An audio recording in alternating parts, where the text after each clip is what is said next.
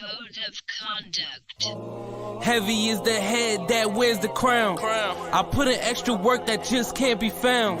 I took the sword out the stone, wasn't a thing. Look me in my eyes cause I'm a king. Look me in my eyes cause I'm a king.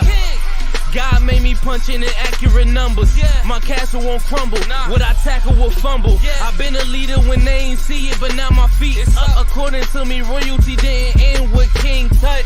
Crown on my head, clouds is at my legs. Big says sky is the limit. I look down on the ledge. I push the bar like I'm opening a cell. Hands in my cookie jar, you won't come out with a single nail. I need all of mine. The weight of my shoulders won't fit on a scale. What's a king to a giant? Well, Goliath fell. Even if we playing chess, dog, this king can't be checked. I make all my moves on the board. I invented my steps. I'm a king, the blood of a ruler. I feel like Mansa Musa. Make your squad disappear like landing by the Bermuda. Triangle, look at it from my angle. I'm a king, the closest thing to being one of God's angels. I'm a king. Heavy is the head that wears the crown. I put in extra work that just can't be found. I took the sword out the stone, wasn't a thing. Look me in my eyes cause I'm a king. Look me in my eyes cause I'm a king. Good morning, good afternoon, good evening, and good night. This is the Code of Conduct with the King podcast. I am your host, Chase Mr. King. You are tuned into the Buffalo Rumblings Vidcast Network presented by Picasso Pizza. Treat yourself to the most flavorful pizza on game day. Picasso's. We are Buffalo Pizza, shipping local and nationwide. Order online at picassopizza.net. What is going on? I'm excited. First of all, I just got to let y'all know if you listen by pod or if you're watching on YouTube or on Twitter or wherever you're watching it, I just want y'all to know I'm excited tonight because I have somebody I'm actually a fan of for real. Miss Liv Moods is in the building. What is going on? How are you? I'm so glad we could make this work. I have, first of all, I have so much respect for you and everything that you do. And it is very rare that, well, let me put it this way, not rare, but you remember the people that support you unconditionally and are always giving positive vibes to your page. And you are definitely one of them. So I absolutely appreciate you because most days of the week I'm getting roasted by trolls or taking somebody's BS or whatever it may be. So when you have those positive people that are just like unconditionally supportive, rooting for you, it does not go unnoticed, and it is definitely appreciated. So I am so happy to be here. I am honored to be here, and I'm excited to talk some football, talk some Bills with you. I can't wait. I've got a futures ticket on the Bills. Let me start by saying that. I'm not a Bills fan. I'm a Broncos fan. I know. Cue the sad music. Okay. It's a really tough time out here, but I do have the Bills to win it all this year. So I'm like secretly low-key a Bills fan as well. Okay, well, I'm going to take all of that. Like everything you just said there, I'm going to just take it. So, because like I said, you're right. Ever since I found your content, it was like, oh, she's on it. She's on point. So I want to first, I tried to say congratulations a while ago too, when you joined the Volume Sports. Dope. So awesome. Like that's such a GOAT move. Like, I just think that's so dope. And my man Jordan Poyer's there now too. So, y'all got a good team. Yes, it feels like every day. So they'll just kind of like send us a message and, hey, we're adding somebody new to the family tomorrow. Like, make sure you kind of hype it up or whatever. I never know who it's going to be. So I will tell you, when I first met Colin Cowherd in Vegas and we were just talking, and he was like, first of all, the coolest dude in person. Like, who you see on TV is who you get in person. It's not a facade. It is truly who he is. And we were talking through, and I remember them kind of insinuating this big NBA player was going to join. And we were just throwing names out there. They're like, he's got a great personality. He's a little crazy. He's kind of one of those polarizing players where you either love him or you hate him. And of course, it ended up being Draymond Green. But yeah, all of the athletes that we have on board at the Volume have been incredible. And again, it's those players that have really great personalities and can talk on camera. And Jordan's one of them. He's got fun stories to tell. And he kind of does have a little bit more of a mysterious side. Like, you kind of want to know more, but I think that's what makes his pod so special. So yeah, the Volume has been an absolute honor to be a part of, and so great. And little old 23-year-old me being noticed by Colin Cowherd was like the coolest thing in the world to ever happen. So I am blessed and excited. I love it. And you know what? When you say that about Colin, and I'm not gonna talk about the Volume all night, but like with Colin, that commercial that he did the one time where he's like in the laundromat and he's just like doing his rant. I really feel like that's Colin. So it's just It's funny that you say that. Yeah, he just goes. Yes, as I was telling people, he's just got like that like proud dad side to him. So when I first met him, he was just talking about how excited he was to have me, and then he's just got that like dry witty humor, like the comebacks that are just so quick. Like he's a really cool dude. And literally who he is on TV, that like very sharp personality, unapologetic, is totally who he is in real life. So I love working for someone that's just unapologetically themselves, because I feel like I try to be that in my content and in my, on social media, which is a tough thing to do in this industry. As you know, it's like there's new people, there's new faces. You feel like you kind of got to follow the trends, but also stay true to your roots and who you are. So it's tough, but I think working for Colin has been a very great learning experience, and I have loved every second of it. I hope I do it for a long time, because it's been great. So. Oh yeah, you're here to stay. Love it. But saying what you said as far as like being yourself, I know I see your boots and I see everything. I want to give you a second to flex because TCU is doing it. TCU is doing it. Listen, I gotta tell you, here's what people don't realize about me as a sports fan is I am not naive. Like I am not a naive sports fan. So I get all these DMs all the time of people just saying like, oh, they're going to get mollywopped by Georgia, or, oh, it's, they are screwed if they ever have to face yada, yada. I get it, you guys. Listen, I don't think people understand TCU has 10,000 undergraduate students. So if every person from TCU went to Austin, they would only fill 1/10 of that stadium. So we are a small school. Nobody expected this to start the season. We had a brand new head coach. This was not something that like, I don't think any TCU fan or alumni like myself expected. So every game that we win, or, college football playoff ranking that comes out, it's just excitement. Like, let us be excited. Also, I'm a freaking Broncos fan. So let me enjoy my Saturdays, because I'm definitely not enjoying my Sundays by any means. So I'm loving what the Frogs are doing. I think Max Duggan is a dog. We've got some serious talent on that team. I think more than that, though, they seem to have a really good culture on that team. Like it is like by any means necessary, we're getting this W. Even if it's like you're pushing some limits and you're making people want to throw up, like that Baylor game, or just being a second half team in general is a very dangerous game to play, but they do it and they make it work and they keep their composure even when they're down at half. And so I love the culture of what they're doing. I'm actually headed to Dallas this weekend for the Big 12 championship game. So that'll be really fun. We have great seats. It's for my best friend's birthday. So I'm excited to be out there. I'm sure I'll have a lot of content flow in and I'll be going crazy, probably taking shots. You know the deal. I mean, that's just what it is to be a sports fan. Like I said, I don't get it in the NFL right now. So I'm happy my alma mater is at least doing something. You know what, though? I say all the time, though, like I really feel like we have the best type of job in the world. Like we get to go and cover our teams. We get to like just like you're a fan. You still have to do your work, but it's like you just have the best job in the world. So I completely get what you're saying. And I just wanted to give you a chance to get that off because I know, like in the comments, like in Buffalo, so we have UB. It's not really a big college football town. Yeah. So, but then you have fans of everywhere else. So like you'll have people in the comments sometimes talking their stuff. And I'm like, no, let me let her get her TCU off. And I love it. After every game you go in. I love it. I do. And that's the thing is I always wait till the game's over because like I said, I don't like to like everyone was like horns down and I just let them talk their trash because I was like, you know what? You're right. Like you're right. We don't like the Longhorns. It's a rivalry. It's always been one. But I didn't feel confident enough to like go online and start roasting Longhorn fans. Once the game was over, that's a different story because I don't have anything to hold back. I'm ready to go, but I'm not the type of fan. I'm not going to say anything before this Big 12 championship game because I don't know how it's going to be. K-State's a great team right now. So I try to wait to talk my trash, but when the game is over, I'm ready to go. I'm fired up. How did you feel about that the Michigan Ohio State? Like obviously that's what everybody was talking about over the weekend, and it was just. And I normally don't talk too much college. Don't worry, everybody in the comments. It's not going to be a college show, but I feel like this is the time of year where college talk. Like it doesn't matter if you watch it all the time or not. Right. Like, this is the time of year. So how do you feel like that game is going to affect the rankings? How do you just in general? How do you see that playing out for everybody?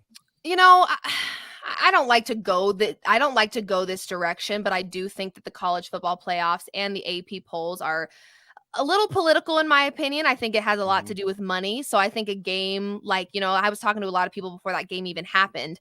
And we were saying, somebody's got to lose. Like one of these two teams has to lose. They can't both win this game. And they're two really great football programs. They've had a great season so far, but somebody's taken an L. I don't think it's going to hurt them that much. I do think that I think they actually already released. I know TCU's Did at they? 3. I know USC is 4. So I would assume Georgia and Michigan are up there. So I think Ohio State dropped out actually, which is it crazy made to me me. smile because I'm not a huge fan of Ohio State fans. I think they're like the Cowboys fans of college football. They're just obnoxious. It's like, just be quiet. They're just crazy. Like, I don't, oh, they're, okay, so they're 5. So they just dropped out of the playoff conversation. So yeah, I think they should have dropped out. I mean, it's the same way that everyone talks about TCU doesn't win their games by enough points. Okay, well, Michigan put it on them, so it should reflect that. And so to see them drop out, I do think USC is a great school, and I think that they're a great team right now and deserve to definitely be in the playoff conversation. But I was more coming at it from an emotional angle of not liking Ohio State fans. Yeah, no, I I was got happy you. to see Michigan do what they needed to do in that game. I was really happy. It's just crazy to me though, because like when you're like they were 2-3, so like it wasn't like Ohio State lost to a team that was like not ranked or 15 or something. So for them to fall so far, that was the shock from. I mean, not far, but they're Totally. 5. Totally. I just think that's the shock for me. But no, it was a great game up until the fourth quarter. You know, it was like Absolutely. yeah. So, but I'm with you. I feel like you said they're like Cowboys fans. I feel like they're like Patriots fans. I just Oh, that's a good one too. They're Yeah, just kind of just obnoxious for no reason at all. Like just and I get it. we get it. Y'all won a lot of championships before. That's right. But lately that ain't been you. Like You know what it hold is that. for me? It's not even that your school's great. It's not even that like across the board you're a strong sports school. That's not even what it is. I will never forget when I met an Ohio State fan because TCU actually played Ohio State in Dallas at the Cowboys Stadium. And I don't remember what it was for, but they played them. It must have been just one of those random games. It wasn't a conference game, whatever. So we played them, and I will never forget this. I went up to an Ohio State fan and I was like, "How do you like Ohio State?" And they were like, "The Ohio State." I was like, "I'm going to smack you in the face if you ever do that to me again." Like, are you kidding me? It was just one of those moments where I was like, you did not just do that. You did not just correct me and say the Ohio. Like, I used to back off. I was so annoyed. I seriously used to laugh.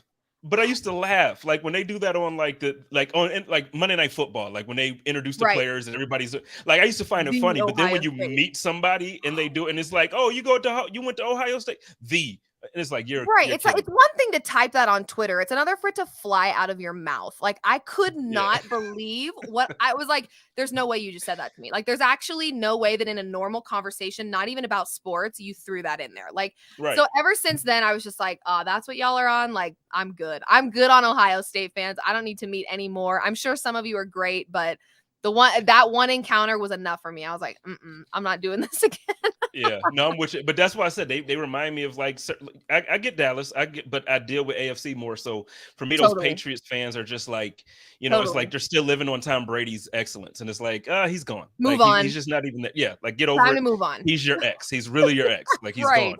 So, but let's get into some NFL. I've been waiting to talk some NFL with you. Right now, one of the biggest conversations, obviously, for us in Buffalo, Josh Allen hasn't been playing as well lately. Could be because of his elbow injury, could be because of him being in his head or whatever. But what that does is he's thrown 6 interceptions in the last 4 games or 7 interceptions in the last 4 games.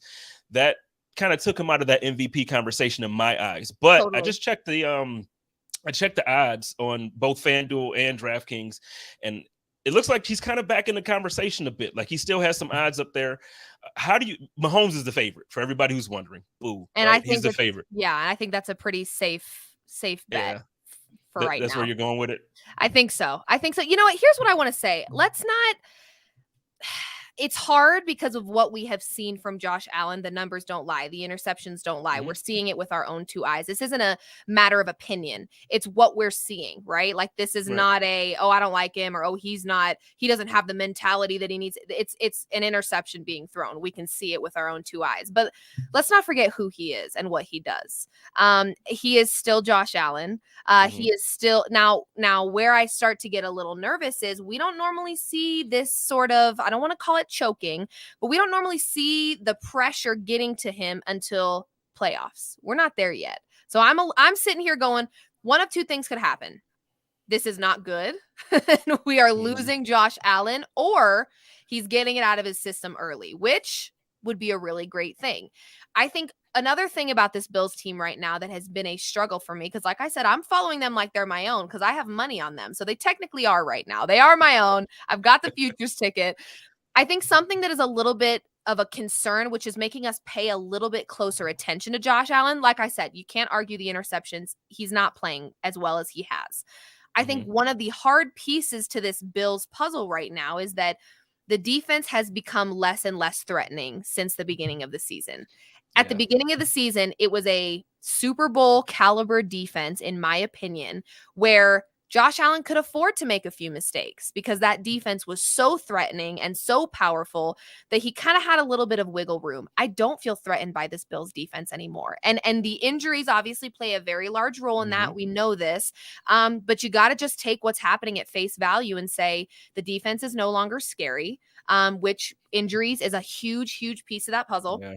As a Broncos fan, I will tell you, I hate the Von Miller injury. I think it's like one of the worst things that could happen to this defense because Von Miller may not put up numbers every single weekend, but when you need him most, he is there. He is a game changer. He is a playmaker. He is very, very crucial to me for this Bills defense. So I think the injuries obviously play a massive role here, but I think that is part of the reason why there's more panic around Josh Allen, because normally, okay, if he makes some mistakes or he's not himself or he's got an elbow injury, whatever, our defense, Super Bowl caliber defense, it can handle it.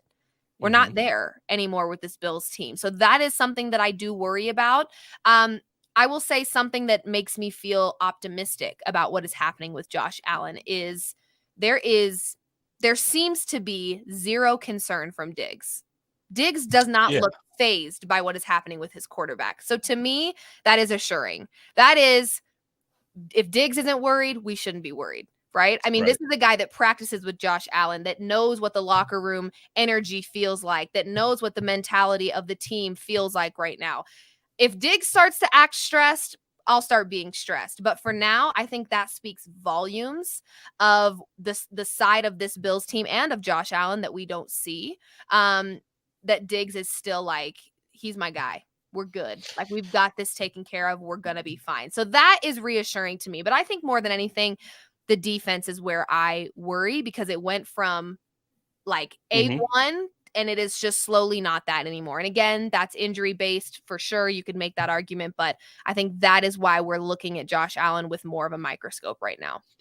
Well, I agree with you on the defense, and I'm going to touch on that. But like offensively, I think you're right. Like I think think Diggs is going to have that confidence because he's Josh's guy too. Like he's going to get those 12 targets every single game. So he's like, I'll figure it out. Right. He got confidence anyway, but he's always going to he's going to eat. But then I think the conversation that we're having in Buffalo, and I don't know how many people are having this nationally. Because obviously, like Good Morning Football and all these other national shows that I watch, I don't really hear this conversation. How much do you think? And I don't know how much you watched this last year. I know this year you got money on this, but last year we had the Cole Beasley, like the third down and automatic. We had Emmanuel Sanders, and it just seemed like other guys were stepping up outside of Diggs. And this year, I know everybody came into the season excited about Gabriel Davis, and I love him, but through 11 games right now, he has 33 receptions. He had one huge game against Pittsburgh. We haven't seen that consistently. Isaiah McKenzie, I think he's a good third or fourth option when your offense is clicking, but he's not somebody that you want to like really depend on to be the guy every week for you. Running game is better than it's been, but again, like we're missing certain key pieces that it just felt like, okay, if Diggs is covered, we got Beasley, or we got. How big of a difference do you think it makes that the offense looks completely different than last year too? I think it makes a difference for sure. I never like an offense that relies too much on one guy because what happens if he gets hurt? What happens if defense is tough on him? I think the only person in the league right now, receiver wise, to me, that can be double, triple defended and still have a great game is Justin Jefferson. I think he's playing out of his effing mind right now. And I think even Diggs, sometimes when the defense is tough on him, they try to make it impossible for him to have a good game. So I do think that would raise if I'm in Buffalo and this is my home team or your Liv Moods and you've got a futures bet, it is a little concerning. But you could also kind of make the same case for this Chiefs team. I mean, I would say offensively, the only threatening offensive player is arguably the best tight end in the league, but it's Kelsey. Now you take Kelsey out of the equation. Is that really a threatening offense? Not really. No. I don't think so. And one thing I think that Josh Allen has that Patrick Mahomes doesn't is Josh Allen can move. He doesn't necessarily need a wide receiver to make a play. He can get there on his own. So I don't think it's a huge. I would say if he were in a league where you do have stacked rosters, I will tell you that, but I don't think any of those stacked rosters are posing the same kind of threat. I would say the Chiefs to me are the largest threat AFC wise.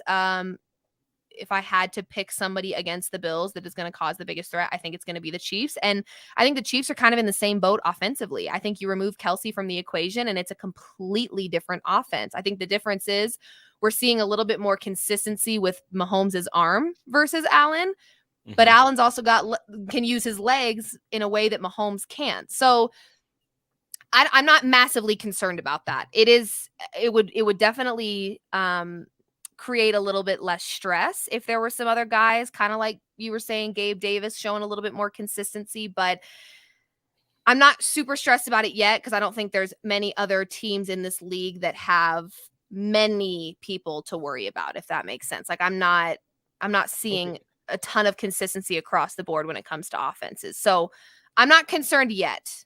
But okay, so for the Bills though, you're not concerned. Like even with Miami, I'm not personally, but Miami is currently first in the division. They're 8-3 as well, and they have 2 wide receivers, and they just got Jeff Wilson. Like, how do you get Jeff Wilson like at the end of the season like this? And then so like they're playing very well. So, they are. So you're not concerned at all about Miami? Yeah, I am. Maybe a little. Maybe a little. Yeah, no, they look, and I don't like to hold. I think Tua's health is kind of like what I don't feel comfortable. Like habitually, what we see with this Dolphins team is momentum building and then being ripped away because of an injury to Tua or something going on there. I think that, yeah, Miami looks pretty solid. Their defense just got an upgrade with Chubb, that is for sure. So they to me, yeah, I will tell you, I don't want to freak anyone out, but I did have a dream that we had a Super Bowl, and the Super Bowl was between the Dolphins and the Vikings. Now, I'm not saying that's what's going to happen. I didn't wake up to see the result either. I don't know who won it. Okay. I woke up before then, but I did have a very strange dream about that being a Super Bowl. So take that how you will. This Dolphins team does look good. I can't do it, Liv. I can't do that. I can't take a Miami. It's bad enough that they beat us early in the season, I have to deal with that. But then it's like for them, if they were to win a Super Bowl, or even make it to the Super Bowl, I can't do it. Listen, now, okay, we could have the same conversation we just had with taking Diggs out of the equation, taking Kelsey out of the equation, take Hill out of the equation. Waddle's a beast. He is. But I to me, he poses less of a threat than Tyreek Hill. I think Tyreek Hill is a monster. Yeah. I like, to me, I would make a case for Justin Jefferson right now. I'm just loving what he's doing. I think he's exciting. Tyreek Hill is a beast. He's a beast. Yeah. So but again, what my point being is we have these offenses, these great quarterbacks relying very heavily on 1-2 guys. Josh Allen, to me, standalone, can do more without an off. This comment right here. Josh Allen can do more without weapons than these other QBs, in my opinion. You remove these weapons from these quarterbacks, and it's a very different story. Whereas Josh Allen he still figures it out. So I'm not worried about him yet. I didn't know about an elbow injury. I hadn't heard that. Is he still battling that? Well, against the Jets, he was throwing it like fourth quarter. They kind of pulled it back, and he had a UCL sprain, and everybody was worried that he was going to miss time. He ended up wearing a brace. it looks like, honestly, it does look like he doesn't have the same zip, and he's not throwing with the same confidence. So like that last throw to Diggs on Thanksgiving, everybody in Buffalo was just like, yes, that's Josh, because we haven't seen that We're throw seeing it. Yep. for a few weeks. So now, and this is the first week as well that he's practiced in full, where he's not like limited. And I'm hearing that he might not play with the brace. So I'm thinking that maybe now he might be healthy. So I'm hoping that that's the This last could of be an that injury. You hear this a lot, that these are injuries that they have quietly had for a while and just have not said anything. And then when it's to the point where it's, okay, I truly cannot play, or I'm going to really, really have some serious issues here, then we see them on the injury report, or we see them kind of talking about it. But sometimes, and I'm not making excuses for Josh Allen because I don't know the story and I don't know the situation on the extent of this injury, but there are some times where we see that these are injuries that they have been quietly battling for weeks before they actually said something. So does Josh Allen not look out of character? Would an injury explain some of what we've seen? For sure. I think so, especially an elbow injury. It was talked about. I mean, because it was one of the things where like some doctors were thinking that he was going to miss like 4 weeks. It was like it might be a tear, like, you know. So this was right after the Jets game. So luckily he didn't miss any time. But like I said, still, it's I can tell when he throws it, it's just not the same. So, like I said, hopefully this week when I'm practicing in full and him, you know, I hope that that's behind us now. Did you hear that Von did say that he's aiming for like 2 weeks to come back around the Jets game? He just announced it kind of like right before we went live here. Who announced that? Von Miller. So he's thinking that he's going to be back God soon. bless. Okay, that's great. When I saw that knee get tweaked, I was like, no, please God. No, please God. Like, I will always be a Von Miller fan until the day I die. I just adore him. And I think if you're a part of Broncos country, you just love him. Like, you love him forever. That's just how it feels for me anyway. So, when they said that they were carting him off, I was like, no, please. Like, we cannot have this again. He's just like the best dude though. Like, I mean, like just overall his personality, his work ethic, his like everything about him, like it's hard to dislike him, period. It is very difficult to dislike him. I have like the most respect for him. To me, he's a lot like Bradley Chubb. Like, even though Bradley Chubb went somewhere else, I will support him no matter where he goes. It is without question. I think he is a great guy. So yeah, Von Miller, I'm very happy to hear that it wasn't as serious as I think most people feared. I just didn't know. I tend to look away from the screen when I see any sort of knee tweak. I don't do well with that. So I had my brother watch. My brother's like, it could either be like nothing or it's huge. And I was like, oh, I hate that. I don't like hearing that. That was exactly what it was, though. Nothing. Everybody in Buffalo at the same time was holding their breath. We was just like, it's the worst. But before we get into this game, though, because we got another Thursday game. Before we get in, I wanted to add, you mentioned Justin Jefferson. I think he's the best receiver in the league. And all year I've been saying Diggs is the best in the league. And I still got love for my guy. But I feel like Justin Jefferson, not even quietly, like he said, no, this is my title this year. Why is it that we've gotten to a point where we don't even include beasts like that in the MVP conversation? Like, I get it. It's come to a quarterback award. But when you have somebody like Justin Jefferson that makes Kirk Cousins look like, you know what I mean? Like he got Kirk looking like, I don't even know who I want to compare him to, but he looks great.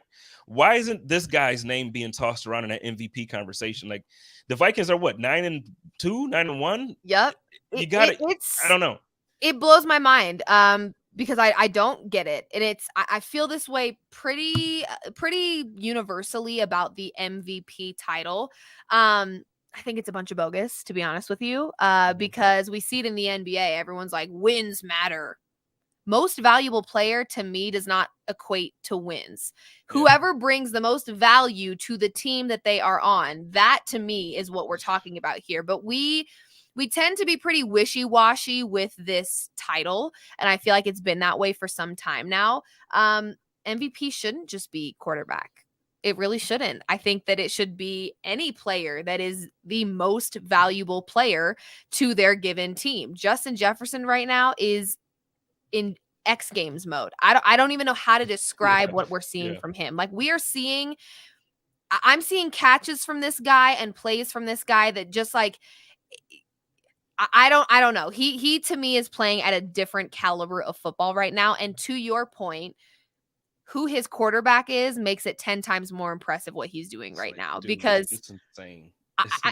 I mean, listen, love you, Kirk. Love the chains that you're rocking on the airplane. But listen, let's be real. Okay. You're Right. still Kirk Cousins. I love you to Right. death, but you're still Kirk Cousins. And I don't have a ton of faith in you in most situations. But Jefferson, I mean, he will find a way. He is exceptional to me. So I don't know why we don't have the conversation more and we don't get outside, because I saw for a little bit that there were people that were trying to make a case for Tyreek Hill to be in the MVP conversation, which I think for a while there was fair. It was a fair conversation to have the way that he was playing. So you could also make the same, I do think Tua is playing well, but I think at the time people were kind of having the same tone as you. Like, Tyreek's got Tua looking like, better than he is. And so I think the MVP conversation should never be just about quarterbacks. I don't think it should ever be that, but I think we have just traditionally we sit quarterbacks so high up on their throne of life, which fine. I'm not, I love the majority of the quarterbacks in this league. Maybe not my own right now, but that's fine. It is what it is. We'll talk about Russell Wilson a different day. I don't even know how much patience I have for that conversation, but we stick them so high up that I don't know if we'll ever have an MVP race where it's not quarterbacks. I think it's a pretty safe bet that it's going to be a quarter. I mean, historically, that's what it has been, which to me is kind of crappy. I think make a most valuable quarterback award and then have another MVP award. But it does seem silly to me that guys like Jefferson are not like top 5 in MVP conversation right now. But again, I saw the sports books hanging on to Rodgers and Brady with the last thread. And I'm like, let it go. They're not good. They're not MVPs this year. Let it go. Like, you got to stop. But they were like, it was almost cynical that we didn't have them in the conversation, that it was like we were hanging on to every last fiber of them being MVPs. Let's just face the facts. They're not MVPs. They're just not right now. And that it is what it is, but let's just move on. But yeah, I don't know why we care so much about it being a QB award, because it doesn't need to be. It definitely does. You don't need to be a quarterback to be the most valuable. I think it's the job of a quarterback is naturally one of the most valuable jobs on a team. We have made that the most valuable position. So naturally the most valuable player should or needs to be a quarterback in the minds of many, but I don't think it needs to be. I think we can start switching it up. And I think Jefferson will be a great candidate this year to switch things up. He is nuts. Listen, I'm a Bills fan, but even the game when he came to Buffalo and anyway, moving on. So let's talk about some Patriots. I have another guest joining me. Talk about that much. Yeah, longer. I don't. It was that hurt. It hurt. So I'm gonna bring my brother in, but before I do, I want to shout out my man Buffalo Freddy, who still, I keep having to tell y'all every single week, he has the best barbecue in Western New York. And if you don't believe me, I promise you, go try him, go check him out, and if it's not, hit me up, and I'll personally Zelle you the refund. That's how confident I am that it's that good. Yo, it's the best. If you ever come to Buffalo for a game, I'm going to make sure we get it to you, even if I'm there or not. Perfect. Like, it's happening. And then if you got any parties going on, y'all know he got the bounce houses. He got the chairs and tents and tables, not for you to jump through, but he got them all. So next spring and summer, hit up my man Dan Freddy at 7164-FREDDY. That's 716-437-3339. And now it is time for my brother to join, and we are going to talk Bills Patriots this Thursday night on Amazon Prime. What is going on, Pat? Oh, how's it going, man? I'm doing good. How are you?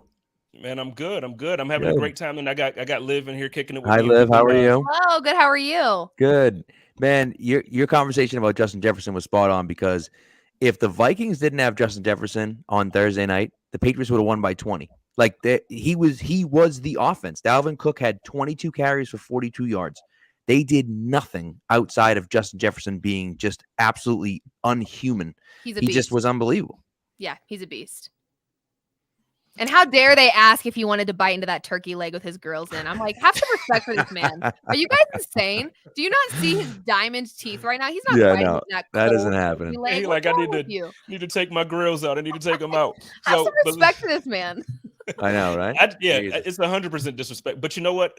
And we don't have to get into this conversation, but a lot of times I'm noticing, especially now doing this job, like me and you, like I mentioned earlier, I'm recognizing that still, even though things are becoming a whole lot more diverse, people still don't quite understand the culture. And like I said, so that's not a conversation we have to have, but it's not as evident everywhere that people are like, oh, he got, like, I think people are scared to understand the culture. We're so sensitive now that you're scared to say the wrong thing or try to understand something that's not your place to understand. I think people are timid. It's a sad world. It really is. We could get into this. We'll have a whole nother like podcast on this one topic. I'll tell you right now, I look like the whitest man on the face of the planet. So maybe I shouldn't. But that's what she's saying, or something. It's all good. But see, that's what she's saying though. Like you're like, maybe I'm not the best one, but no, no. I know.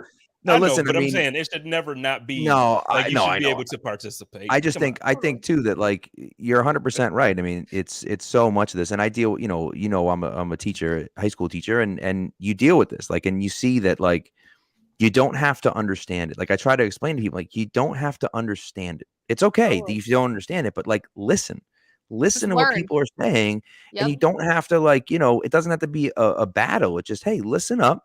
Listen to what people are saying, and respect what they're doing, and try to learn from what they're doing.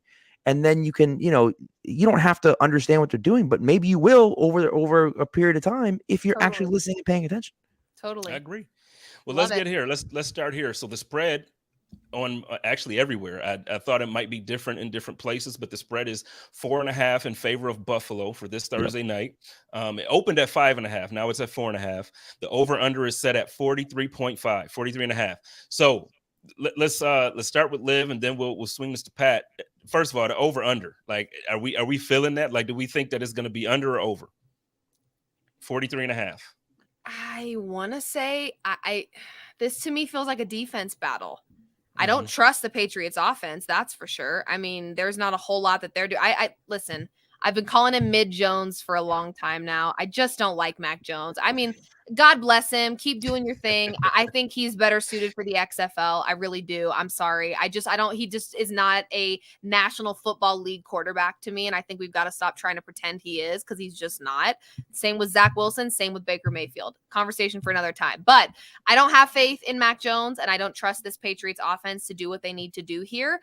But this Patriots defense, I don't hate it. I really don't hate it. It is a pretty solid defense. And like you said, Pat, outside of Justin Jefferson, the Vikings offense wasn't doing a thing. I just think Justin Jefferson is superhuman. So that is why they were able to score any sort of points or get into the end zone at all.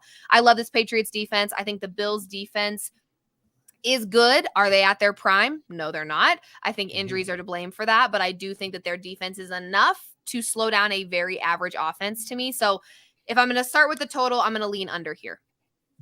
Okay, where you at with it, Pat? And then also address the Mac Jones comment. I know I saw your face. If you're a fan of his, I'm so sorry. Well, listen, I mean, I concur with the under. I mean, I just think, I think if you're a Patriots fan, you have to be hoping for the under, because you're not winning a shootout against the Bills. So maybe you can win a 24-21 game, and then that pushes you to the over. But that's 40. Right, that's 45. Like, if like, it's awfully close. So it's one of those ones for me that I'm betting the under. And also, like, I always love, PMT and Big Cat always say, like, bet the under on the primetime games, because if you win the under, it's great, and if the over hits, then you're watching an enjoyable game. So it's a win on both sides.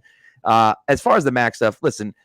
Don't even put Mac Jones in the same conversation as Zach Wilson. My God, Zach Wilson. You're right. I have a little more respect for him than Zach Wilson. You are right. I mean, like, it's just, and listen, I think Mac has had his struggles this year. He played well last year. He played really well on Thursday night. I think that that was a nice kind of a nice turn around the corner. Now we'll see if he can keep that going. But like I was really happy to see the way he played. He's playing more confident. He hasn't turned the ball over in a few weeks now, which is great. They're still not making, big chunk plays. I think part of the offensive play calling sucks right now. They have some good plays, but they just feel like they're not in sync. They're not like figuring things out. There's no like rhyme or reason to what they're doing. I like some of the play calls they have, and then they'll hit 3 good plays under center, play action, and then they are back in the shotgun and they go, in the next 3 plays are incompletions or runs up the middle for 0 yards. He doesn't really have a feel for the game yet. He doesn't look comfortable. No, and I think part of that I think is Matty P calling plays, right? And Totally. so it's tough. It's tough. We've definitely seen a regression from Mac Jones. I do think it's there. He's not sexy. He's not the sexy quarterback. And that's okay. You don't have to be the sexy quarterback, right? You don't have to be. Not everyone's going to be Josh Allen. Not everyone's going to be, I think so it's funny because I go back and forth. Kyler Murray stinks. He's a sexy stinks. He's terrible. So you start looking at Russell Wilson. Sorry, Liv. Stinks, terrible. You don't have to tell me twice. I will shout it from the rooftops. But that's what I mean. So it's so you look at it and say, hey, if Mac's going to win, he's going to have to win like Brady does. Not the way that Brady did. That's insane. But the way that Brady does, which is pre-snap and post-snap. And he wasn't doing that at the beginning of the year. And he's been doing a much better job of that now. So we'll see. He's got a long way to go. But last year, I was like, this is the guy. This year, I'm like, oh, maybe he's the guy, but maybe not. So we'll see. You know what I mean? There's a long way to go, and Brian saying in the chat that Mac Jones isn't winning Super Bowl. And you may not be wrong, but Tom Brady, his first 3 years, no one thought he was winning any Super Bowls. And I know he won a Super Bowl his first year, but really, he didn't do anything. It was really his defense. So, you really look at that and say he developed into that quarterback. Mac is never going to be Tom Brady because no one's ever going to be Tom Brady, but he can be better than he is right now. I think I'm one of those dudes that's actually higher on Mac than a lot of Patriots fans. Honest to God, I don't think he's playing the best ball of his. I think we'll see better from him coming. But I when I do see him, it's he makes certain throws that only a handful of guys can make. He drops them in a bucket more often than not. And the thing is, I just don't think you have the right type of receivers out there. Right. When you have, when I say this is, I'm not being a Bills fan and being a jerk this time, but when you have Devontae Parker as your probably best guy out there, or, Hunter Henry, he's not, I don't think your tight ends are playing the best. I don't think, now Ramondre Stevenson, you give him a weapon and you see what he does, right. But you need some receivers and tight ends that are consistent for him to throw to. But I think Mac is better than a lot of people are giving him credit for. That's just me. I don't know. I will be honest with you. I am typically, and this is not a good thing. This is not, for someone that has never played the sport of football, I sure like to just be a know-it-all. And I know that. Listen, at least I can admit it. All right. But I will tell you that I think this is where we were having that conversation about the quarterback position just being so, there's a lot of pressure. I think it's a lot easier to put the blame on Mac Jones than to really break down this Patriots offense and say, what's going on? What is the problem? It's easier to just look at him and say, he's mid, he's not doing what he needs to do, because he has shown some regression and he isn't the player that he was last season. And it's fair to say that statement. But if you really get down to the nitty gritty, I need to back off of Mac Jones. I do. And I know that, but I'm also a Broncos fan whose quarterback is absolutely crapping their pants. So I'm just a little hard on quarterbacks right now. Hey, now Liv, don't be too. What happened with him? Go ahead, Pat. Man, that man fell off a cliff. He fell off a cliff. Yeah. I just, it makes no sense. By the way, Liv, don't be too hard on yourself for not playing football. There's a lot of guys that played professional football that talk about football have no idea what the hell they're talking about. So don't worry about that. And I am the type too on a Sunday to be watching Wilson and going, we paid him how much money? I'm pretty sure I could do that. If I really set my mind to it, y'all, I could do that. Yeah, I'm pretty sure I could have 10 passing yards in the first quarter. Forgive me, but I think I could. I really do. He's lost. I think he's lost the team. I really do. I just think the team is gone. I think that the team is gone. The way his energy and stuff. Marshawn Lynch talking about how he doesn't have his personal number. He'd have to call someone to call. That's crazy. You can't treat guys like this. And especially when he turns the camera on or he gets on Twitter, he wants everyone to think that he's this, we are all one. I am part of Broncos country. Hey, guess what? Broncos country just wants you to win. Point blank, period. That's it. We don't care about the high knees on the airplane. We don't care about rejoice. Oh, God has my side. I love that you have a religion and that you're rejoicing on a Saturday. But guess what? We want a dub on a Sunday. That's it. You know what? Do $250 million, bro. You know what, Liv? Come on. And I don't want to hear a prayer or read a prayer on Monday when you took that L. Get back in the gym, bro. Correct. Yeah. Show a Because I'm little like you, anger.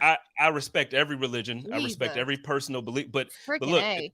Jesus ain't do it, man. Jesus did not hold this L for you. It feels like you it's did all that. for show. It just feels like it's all for Yeah. show. Like he's this big theatrical performance, and it's like that's not what you're getting paid to do. Right. You Yeah. need to do your job. You're not doing your job. And guess what? When us normal people don't do our jobs at our 9 to 5, we get fired. That's it. Easy. That's Right. how it works. And honestly, I think Pete Carroll's the largest finesser in the world, and he deserves an award for it because I think he Well- saw this shiz coming and he Mhm, said, "He's all mhm. yours. Go ahead. We're good on this side. We'll We've take got the draft Gino. picks. He's about to go into Yeah. West Virginia Mountaineer mode. We're good here. Don't even worry about it." And we got effing finessed, is what we got. So, Well, what's funny about it is that, and you mentioned Carroll, like he almost held it together. I feel like, you see the importance of a good coaching staff. I mean, Nathaniel Hackett is just in over his head, man, He's and you got to assume he's going to get fired. He has no idea what he's doing. He just can't, he can't do it. so brutal. And even when I don't know the defensive lineman's name, but the defensive line was in his face, screaming in his face, Yeah. right next to Hackett, and Hackett's just standing there like nothing's going on. And it's No, like, even bro, worse, you after the game, can't he just- said he was unaware. He's like, Yeah. I was unaware of that situation. You should be aware You to were- all tap in, buddy. Right. There. Wake Right. up, You were right smell there. the roses. Yeah, My it's crazy. God.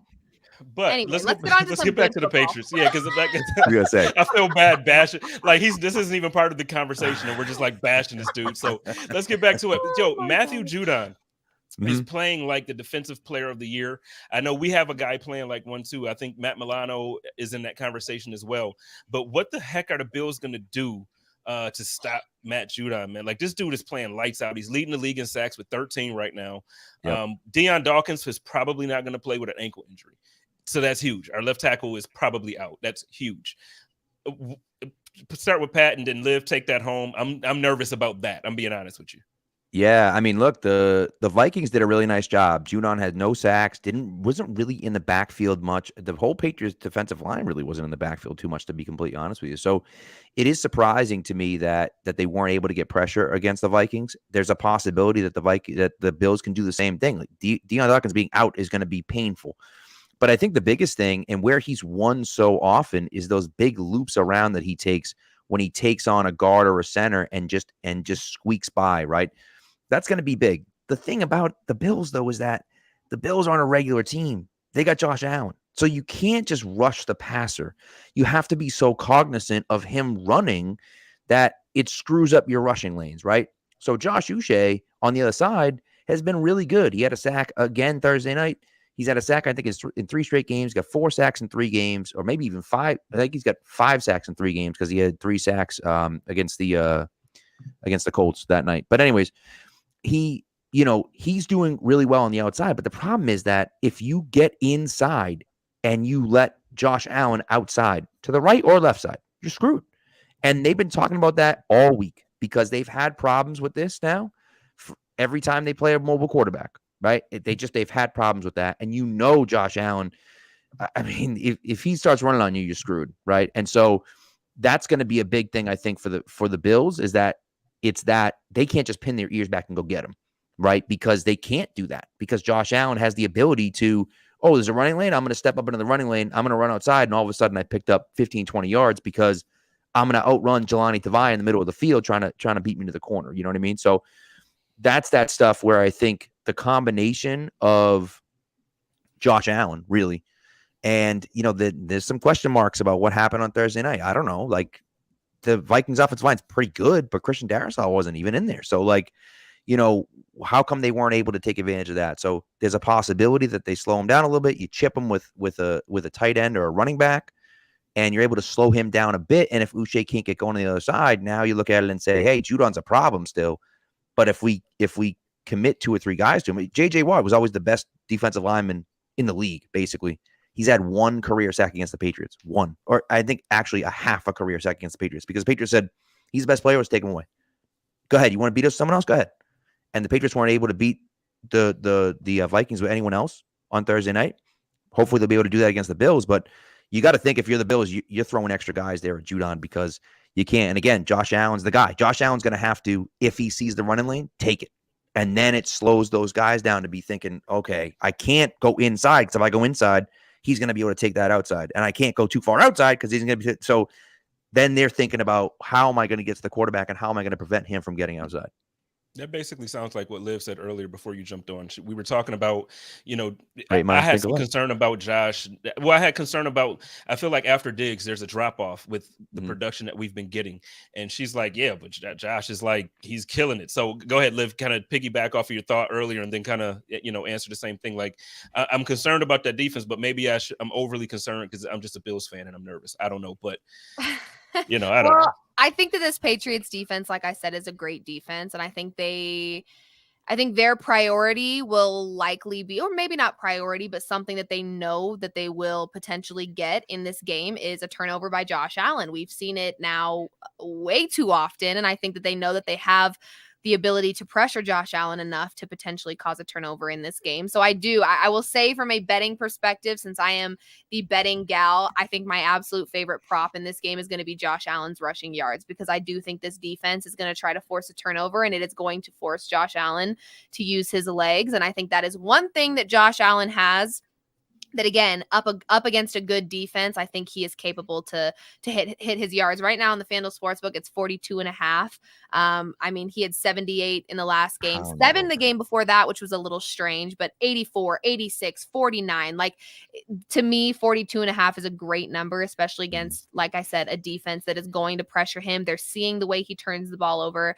There is maybe a lingering or an injury that is maybe going to be babied a little bit. He may not be using his arm a ton in this game, knowing that the defense is as strong as it is. So I really like his rushing yards prop. So I don't know what their strategy is going to be, Pat. I know you talked a lot about kind of the defensive strategy. I don't know what that's going to be. All I know is I think Josh Allen is going to be forced to run the ball a lot and get mobile. So I think his prop is a good one in this game. But see, even with that, like, so we're saying that, and my man Daryl brings up a good point, because Spencer Brown has been a liability on the right side, and now with Dawkins not possibly playing on the left side, so you got both your tackles potentially out, or you got a half a tackle playing this week, because honestly, Spencer's been a liability for real. So when you talk about being without your starting tackles, it's just, I don't know how much confidence I have even in like the half blocks where they're chipping guys for Josh to get just that little bit of space to run in that lane. I just don't know how confident I am this week in that. Like, so again, maybe it's just because I'm a Bills fan and it's just like every week now. And we've been having these nail biters, and I'm like, can we get week 1 and week 2 back where we're blowing teams out? Can we win comfortably? Yeah. Like, like I'm tired of the Lions game. Like, really, all due respect to the Lions and their fans, but 3 points on Thanksgiving against the Lions. Listen, the Lions are good enough to lose by 3 to any team. True. You're right. You're right. So, but they're a hard team to bet because they are tough to figure out. I'll tell you, Yeah. You don't know what you're going to get from them, but they put up a fight and they know how to score, which is like the weirdest thing ever. It's strange, except against the Patriots. Strange. But it's one of those things for me that, like, I get where you're coming from, Spence. I understand. Like, and I'd be nervous too if I'm in your position. I do think for me that these close games are actually a good thing for the Bills moving forward. If I'm a Bills fan, I'm looking at it saying they're battle tested, right? They are playing these games that are they're up, their backs are against the wall. They have to make plays. They're not up by 30 every game and just cruising to victories. Like, they're actually sweating games out, playing tough games in the fourth quarter, having to make big plays in big moments, and they're doing it, right? And they don't do it every week, of course, but they're doing it more often than not, and that gets you ready for what you're gonna have to face in the playoffs, because you're not blowing anyone out in the playoffs. Like, maybe the 7 seed you're blowing out in the playoffs, but you're not blowing anyone out in the playoffs. So, like, it's always going to be a tight game in the playoffs. And wait a minute. We blew you out last year in the playoffs. I just got to throw that out there. And I said maybe the 7 seed. So there you go. He gave you a little nugget there. I was just saying. This is exactly what I brought up as a concern many, many, many weeks ago about this Eagles team. And everyone's like, oh, here goes Liv dogging on the best team in the league. And I said, I'm not dogging on the best team in the league, but look at the last half of their schedule. They're not battle tested at all. So what do you do as a team where the toughest offense and defense you're going to face is when it matters the most? I hate that. Like, as an Eagles fan, I would hate that. So I said it about the Eagles. We're now starting to see them get battle tested against teams that I don't think many of us Shouldn't. expected them to be battle tested against. But again, when you're comfortably riding that wave that high and you're never really truly being battle tested, pushed, challenged, whatever. Now you've got close. You're losing to the Commanders, and you've got close games to the Colts. I mean, who would have thought that we'd be in that world? So I think being battle tested ahead of the playoffs is a great thing. I really do. Yeah. All right. I'm with both of y'all. I take it. Because trust me, I'm nervous. I'm not nervous to the sense where I feel like I don't think the Patriots are a better team than the Bills. As a Bills fan, like I'm very confident in what we have, but but I also feel like we've again gone up against teams that I felt like we should have dominated. Like there's a couple games I can run off, like that Jets game. They have a good defense, so I'm not at all dogging the Jets. The Jets have a good defense, but we should have beat them. Like just period. I don't see why we go into these games where even Heather in the comments says that the Bills are banged up. True, but even when we're before the season started, that was one of the things that everybody across the country, every analyst, every podcaster, every content creator, whoever you listen to or whoever you read, the Bills have depth top to bottom. They're guys on the practice squad that are starters on other teams. Like that's the way people were talking about the Bills. Yeah. And now we're testing that. Like we're testing that depth. And all of a sudden, like I said, we're winning against the Lions by 3 points. We're losing to the Jets by 3 points. And that's my problem. But I'm not about to go on a rant. The show is pretty much over here. So before we get out of here, I do want to I just want a prediction from Liv. Pat, I feel like I already know where you're going to go, but I'll get a quick prediction from you as well. But just get a prediction, and then I'll ask you both to kind of share your content that you have this week coming up, or if you have anything big that you want to share and highlight, and then we'll get on out of here. Liv? Prediction for the game? Is that what you're talking? Yeah. So head-to-head between these two teams in the last 5, the Bills have dominated. There's been one game in the last 5 that the Patriots have won. And when the Bills have won, they have won in a pretty big and significant way in all but one game. Back in 2020, it was a 24-21 win. So in Buffalo. I'll be honest, I don't love that number 4 or 4.5 because I could see this being a super close, like we're talking about here with this Bills team. Everything seems to be uncomfortable and close and never seems to be a comfortable win. Could see this being a field goal game. So because of where the number is and that number sitting where it's at, I do lean Patriots to cover that 4.5, and I don't love that. I would maybe do a double result here, have the Patriots covering 4.5, but having the Bills win outright, because I do think the Bills ultimately get the job done. But I just don't love the number at 4.5. That's all I'm going to say on that. I will say, though, if you are leaning Bills and you're like, I like them to win, they historically win in a big way, all but one game in the last, well, they lost one of them. So 3 of 5, they have won in a pretty big way. So do with that what you will, but I just don't love the number, especially the way this Bills team has been kind of keeping it down to the wire, keeping everyone on the edge of their seat. So I would lean with the Patriots to cover, but I like the Bills to win the game. For sure. Pat, where you going at? I mean, I feel the same way. I obviously want to see the Patriots win, but like it's just one of those things that the Bills are they're a far superior team to the Patriots. They just are. They're better. I think the Patriots defense is better, but like the Patriots offense against the Bills, it's not even close. It's not even close. And so, it's going to be a matter of, can they keep it close? I think the Patriots, by playing well in this game, the Patriots can give themselves momentum moving forward. If they want to make the playoffs, they're going to have to win 4 out of 6 here. So like you're going to have to beat everyone but the Bills on your schedule. And so that's tough to do. Right. But I think that playing a good game and keeping it close here against the Bills and maybe even having a shot late in the fourth quarter to win the game, gives you that opportunity. And so, and kind of sets you off on the right path. I do think, I'd take the Patriots plus 4.5, but again, I'm taking the Bills money line. I just think the Bills are too good. And ultimately, even if the Patriots can keep it close, I just think like, look at last week when, the Bills go down, the game gets tied with 28 seconds left and the Bills drive down the field and kick a field goal. And so it's just like, they have the ability to do that at any moment. Right. And so the Patriots do not. They do not. And maybe it's in the punt return game, maybe. But like, outside of that, they don't have big plays, right? And so it's going to have to be a muck it up game. And the Patriots, I hope, can keep it close. But ultimately, I can't pick them to win. I just feel like that's not happening. Take the over. The Bills are going to blow these boys out. No, I'm joking. All right, Pat, let everybody know where they can find your content. I'm going to be kicking it with you in a half hour, right? Yes. So what we got going on?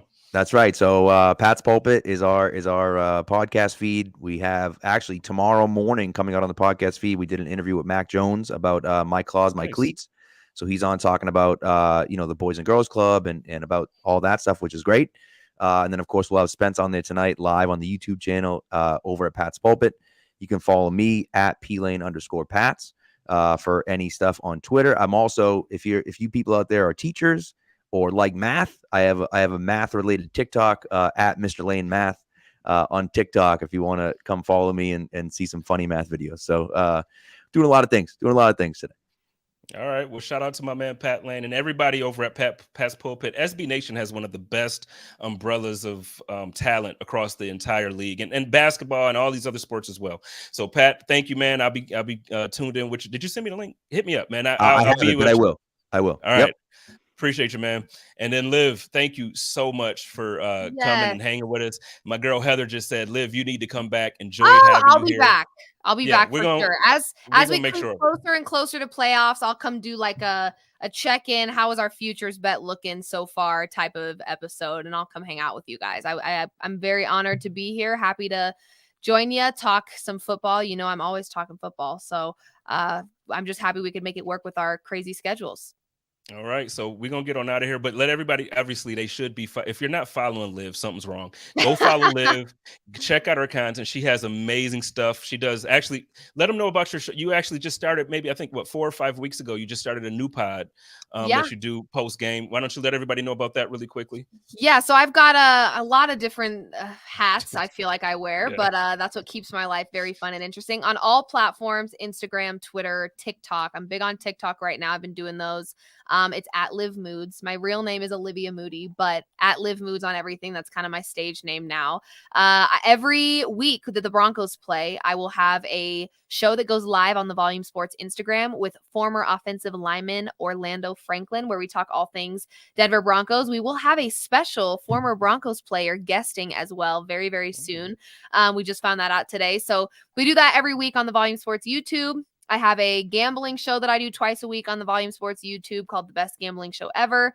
I have a Monday night live stream with FanDuel that I do on their Twitch and YouTube, just kind of talking Monday Night Football and hanging out. So I have a little bit of everything. Best thing to do is just follow me on all socials at Liv Moods, and you'll see my stuff. And I'll keep cranking out fun content and having a good time. That's what I'm all about. So. She's super dope, y'all. There's a reason why at the top of the show I said I'm a fan. It's the truth. I'm a fan. So, Liv, thank you so much. Enjoy the rest of your week. Tell Colin I said what's up. I've been trying to get out. I will. I will let him know, and you hit me up whenever you want me back on here, and we'll make it happen. All right. And ladies and gentlemen, y'all know how I do it over here with the Buffalo Rumblings Vidcast and Podcast Network. Y'all love each other. Take care of each other and live in peace. And as always, stay positive, test negative, go Bills. Code of conduct.